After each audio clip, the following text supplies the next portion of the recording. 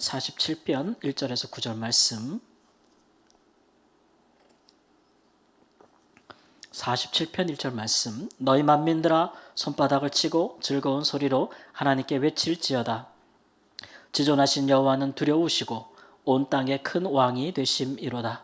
여호와께서 만민을 우리에게 나라들을 우리 발 아래 복종하게 하시며 우리를 위하여 기업을 택하시나니 곧 사랑하신 야곱의 영화로다.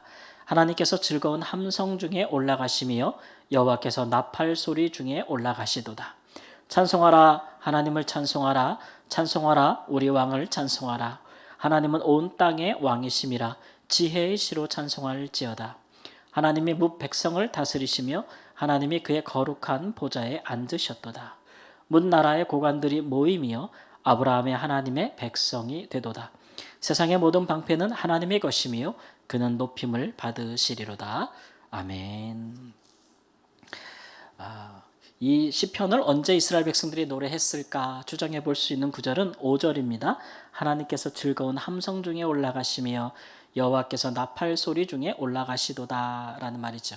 하나님이 올라가신다라는 표현을 보면서 언약궤가 이동할 때에 언약궤가 이동하여 성전이나 혹은 거기 안치될 때 언약궤가 이동할 때 그것을 기념하여 하는 행사에 부르는 노래라는 것. 그래서 마치 하나님의 언약궤가 좌정하시는 것이 하나님께서 왕의 보좌에 앉으시는 그런 가시적인 예식처럼 느껴질 때에 하나님의 왕권을 노래하는 것이라 이렇게 보는 일들도 있고, 또 이제 절기 때, 큰 축제나 절기 때에 하나님의 왕권을 노래하는 것. 마지막으로 이제 이스라엘 왕의 즉위식 때에 이렇게 좋은 하나님께서 우리에게 이스라엘 왕을 주시고 또 태평성대가 이루어지고 또 이방 민족들이 이스라엘의 발 아래 복종하고 있는 상황에서 이런 왕권을 우리에게 주신 하나님의 왕권을, 큰 왕이신 하나님의 왕권을 찬양할 때, 그래서 왕의 즉위식이나 혹은 절기나 축제나 혹은 언약궤가 이동할 때에 이런 시편을 노래한 것이라고 추정하고 있습니다. 오늘 말씀해 보니까 하나님은 온 땅의 큰 왕이시라고 이야기하고 있어요. 그때도 지상의 왕들이 많지만 다 자기만의 땅을 가지고 있어서 그 땅에 국한하여 왕이 되지 않습니까? 그렇죠? 근데 지금 이 시편의 저자는 우리 하나님은 그런 왕들 중에 큰 왕이신데, 왜냐하면 그가 다스리는 영토는 온 땅이다 이렇게 얘기하고 있어요. 그가 다스리는 영토가 온 땅이니 그의 백성은 누가 되겠습니까? 온 땅에 있는 만민들이 그의 백성이 되겠죠. 그러니까 사실은 온 땅의 만민들이 다 하나님을 찬송하라라고 이제 이야기하고 있는 것입니다. 특별히 이제 이스라엘이 굉장히 강대하고 위대할 때에 왕의 즉위식에서 이런 것들을 부를 수가 있겠죠. 3절에 보니까 여호와께서 만민을 우리에게 나라들을 우리 발에 복종하게 하시며 우리를 위하여 기업을 택하시나니 곧 사랑하신 야곱의 영화로다. 야곱, 이스라엘이 영화로울 때, 이럴 때 이제 찬송한 겁니다. 그러니까 이스라엘 국력이 굉장히 강할 때, 그리고 우상을 섬기지 아니하고 하나님을 섬기고 있을 때라고 하니까 우리가 그런 시기가 얼마 되지 않는데 하여튼 그때 지어진 것이라 우리가 이렇게 생각할 수가 있는 거예요. 그럴 때에 이제 생각하기를, 하나님이 왜 이스라엘을 택하셨느냐? 하나님이 왜 만민 중에 우리를 그의 기업으로 삼으셨느냐? 심지어 왜 이방을 우리 발 아래 복종하게 하셨느냐, 이런 얘기죠. 그 이유가 무엇이냐라고 할 때에 9절에 보면 아브라함의 하나님의 백성이 되도다. 하나님이 온 땅의 왕이니까 온 땅에 살고 있는 만민들이 다 누구의 하나님의 백성이 된다고요? 아브라함의 하나님의 백성이 된다. 그래서 우리가 아브라함을 믿음의 조상이라 그러잖아요. 아브라함처럼 하나님을 믿어서 의로 여김을 받는 사람들이 아브라함의 복을 받은 사람들이에요. 간혹 이제 어떤 교회에서 가르칠 때 아브라함의 복이 무엇이냐 그러면 뭐 아들을 낳고 또 민족을 이루고 자손이 많고 막 이런 거 얘기하는데, 아브라함이 받은 복을 성경에서 얘기하라 하면 믿음으로 말미암아 의롭게 된 거, 그 복이죠. 그 복이, 그렇게 하나님의 백성이 되는 복이, 그러면 그런 사람들은 하나님의 나라를 기업으로 받고 영원한 나라에 하나님의 영원한 생명을 얻는 거잖아요. 그 복이 온 땅의 만민들에게 미치게 하기 위하여 하나님이 누구를 먼저 택한 거예요? 이스라엘을 먼저 택하고 그들을 자기 소유로 먼저 삼았다라는 것을 인식하고 있는 겁니다. 기자가. 그러니까 지금 그런 일들을 위해서 만민들이 이스라엘처럼 하나님의 백성이 되려면은 지금처럼 이스라엘이 아주 열방중에 높임을 받아야 된다는 거예요. 그래야 이스라엘이 저렇게 잘 되는 것을 보고, 그죠? 다른 나라들도 누구를 바라봐요? 이스라엘을 통해서 그 왕이신, 이스라엘 위의 왕이신 하나님을 바라보게 될 것이고 하나님을 찬송하게 될 것이다 라는 것이죠. 이런 시각은 이제 우리가 굉장히 중요하죠.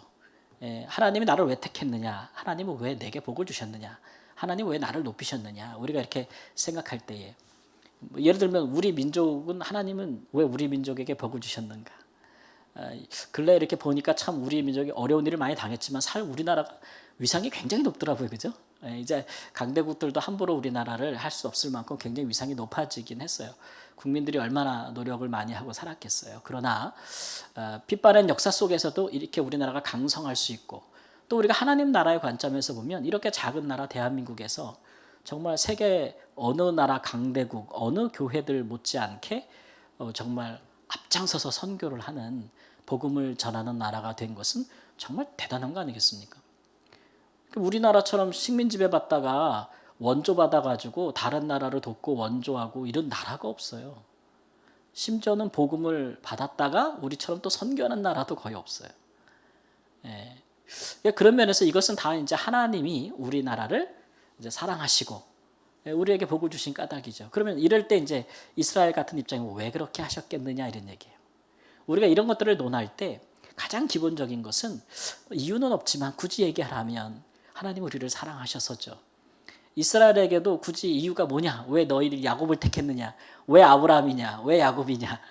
왜 이스라엘이냐? 그러면 대답은 하나님이 너희를 사랑하였기 때문이다. 근데 그거 왜 다른 이유를 대려 그러면 우리가 다른 민족들보다 좀 똑똑해서 수가 많아서 뭐 이런 얘기하면 어린 반풀이지도 없다 이렇게 얘기하는 거죠. 내가 야곱을 택할 때, 내가 아브라함을 택할 때 아브라함은 상속자 하나 없는, 그죠? 아주 수도 적고 지혜롭지도 못한, 오히려 그게 더 이유가 되는 거예요. 그렇게 하시는 것은 하나님의 이런 구원이 이제 하나님이 누군지를 보여주는 좋은 이제 그림이 되기 때문에 하나님께서 그렇게 하나님과 하나님의 구원을 알리려 하신 까닭이죠. 그러니까 제일 먼저는 왜 우리냐 그러면은 왜 나냐? 우리 살면서 그렇게 묻죠. 하나님 왜 나예요? 쟤는 아니고 이건 이제 좋은 의미에서 저 사람보다 나를 택하신 거 감사합니다. 이럴 때도 있는데 이거 먼저 얘기하겠다. 저 사람보다 왜 나보다 더 좋은 사람들보다 나를 왜 더 사랑하시지? 우리 그럴 때 있죠. 하나님 뭔데 나를 더 사랑하시나? 왜 나에게 더 복을 주셨는가? 우리 주로 이런 걸 생각할 때는 나보다 더 좋아 보이는 사람 볼 때 그런 생각이 들어요. 나보다 못한 사람 볼 때 그런 생각이 들어요. 좋아 보이는 사람 볼 때 우리가 못한 사람, 나보다 못한 사람을 볼 때 하나님 저 사람 저렇게 고생하는데 왜 나는 이렇게 은혜를 주셨나 이런 생각하잖아요, 그죠? 그렇게 얘기하면 이제 하나님께서 말씀하시는 게 우리가 이제 너무 이제 이런 하나님의 은혜와 축복을 너무 개인적으로 생각하는 경향들이 있거든요. 나를 사랑해서, 나를 좋아하셔서, 나를 긍휼히 여기셔서, 나를 불쌍히 이거 맞아요. 근데 오늘 시편의 기자처럼 거기에만 한정되어 있지는 않아요. 하나님께서. 저 사람은 나보다 훨씬 더 세상적으로 뛰어나고 한데도 그는 하나님을 알지 못하고 하나님을 믿지 못하였는데 나는 그렇지 못한데 하나님 나를 사랑했다. 내게 은혜를 주셨다. 이런 생각할 때도 있잖아요.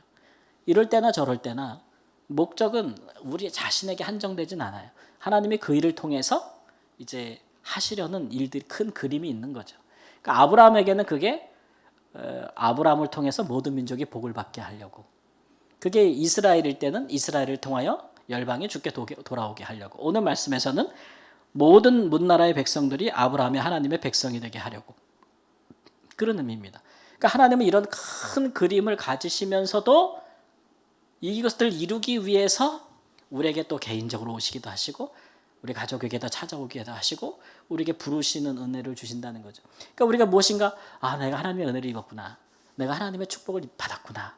라고 우리가 여길 때는 나를 향한 하나님의 은혜와 축복도 우리가 생각하는 바가 있지만 거기서 끝나면은 그 하나님의 진짜 목적을 놓치는 거죠. 그래서 나를 통하여 흘러가는 거죠. 구원도 하나님의 사랑도 복음도. 그게 하나님이 가지신 그 큰 계획이라는 것들을 이야기하고 있는 겁니다.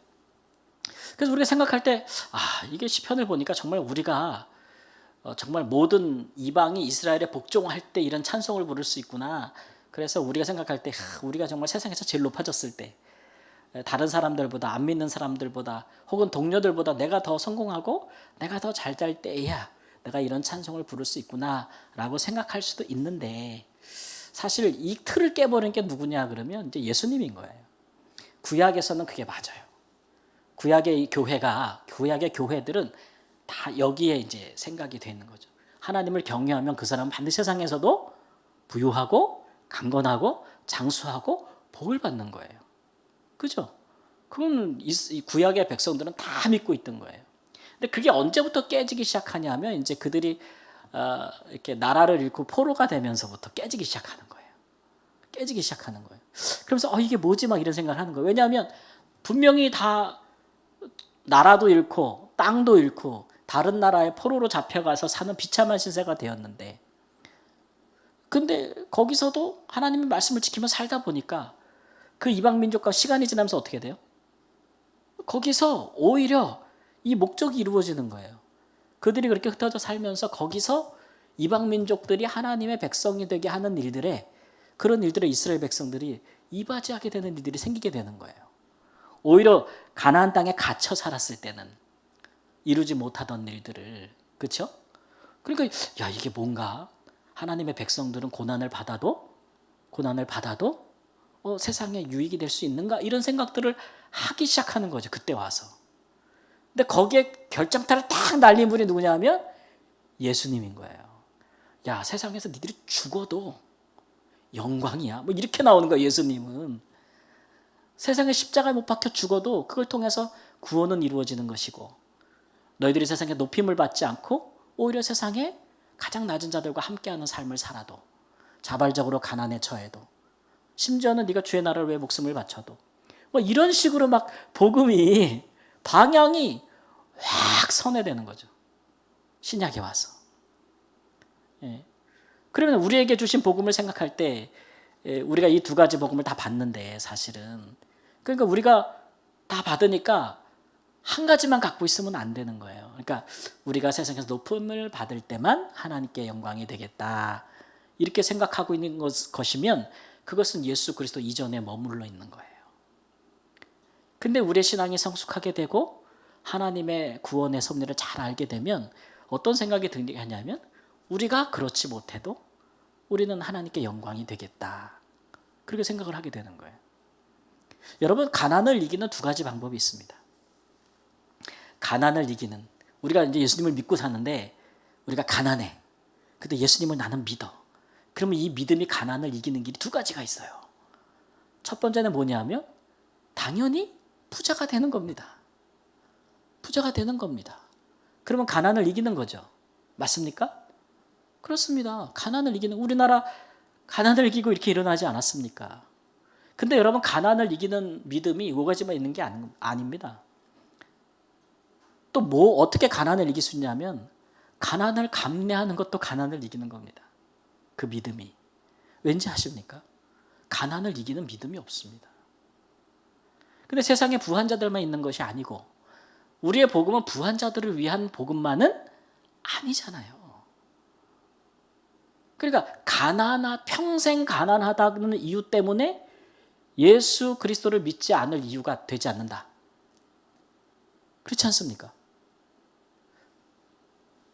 내가 예수를 잘 믿으면 하나님 말씀을 잘 순종하면 장수할 수도 있죠. 그렇죠? 그게 질병을 이기는 거 아닙니까? 근데 예수를 잘 믿으면 다 장수하느냐? 예수님을 너무 잘 믿어가지고 자기 생명을 던지는 사람도 있죠. 순교하는 이들도 있습니다. 죽음의 자리에 순교의 자리로 나아가는 사람도 있어요. 두려움 없이. 둘 다 이기는 거 아닙니까? 그죠? 근데 우리가 하나만 생각한단 말이에요. 하나만. 구약에 머물러 있으면 안 되는 거예요. 그런데 굳이 이제 우리 예수님의 입장에서 생각할 때 그러면 어느 것이 더 금보다 귀한 믿음이냐? 라고 했을 때 사실 구약에서도 약간 빛이 보이긴 해요. 근데 욥기서 같은 경우에 그러잖아요. 정금같이 나오는 게 뭡니까? 내가 잘못한 것이 없이 고난을 받아. 근데 그것이 불판과 원망과 뭐 이런 게 되는 게 아니고 그로서 내가 하나님을 알게 돼. 고난 중에 계신 하나님을 보게 되고.